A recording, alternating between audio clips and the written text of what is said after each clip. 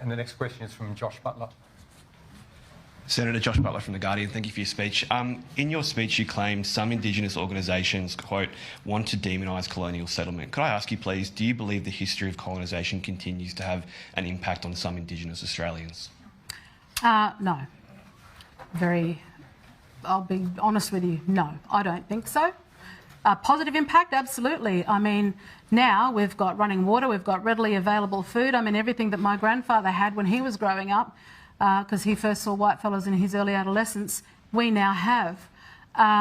Otherwise, he would have had to live off the land, provide for his family, and all of those measures, which Aboriginal Australians, many of us, have the same opportunities as all other Australians in this country. And we certainly have probably one of the greatest systems around the world in terms of the democratic structure in comparison to other countries.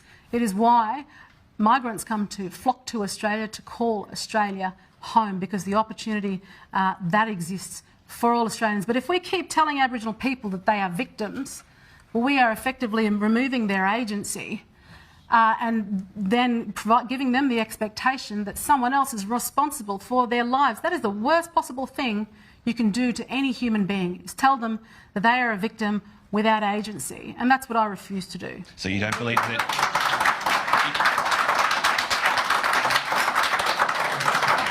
Just as a quick follow-up, you don't believe there's any negative ongoing impacts of colonisation on Indigenous Australians today? Just to confirm.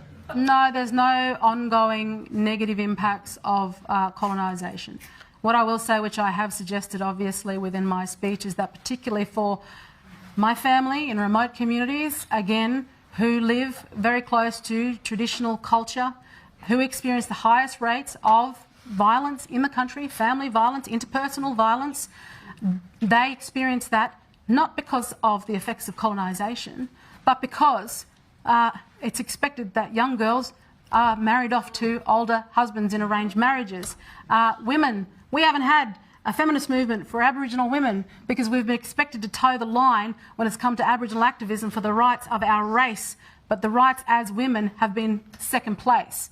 And I have the lived experience, my mother has the lived experience as someone who was subject to traditional custom and expected to become a second wife in an arranged marriage. There are still people living this way in this country, and yet those who have held a narrative because they have had an education and access to media ignore the plight of those in communities, and this can't continue to go on. Thank you.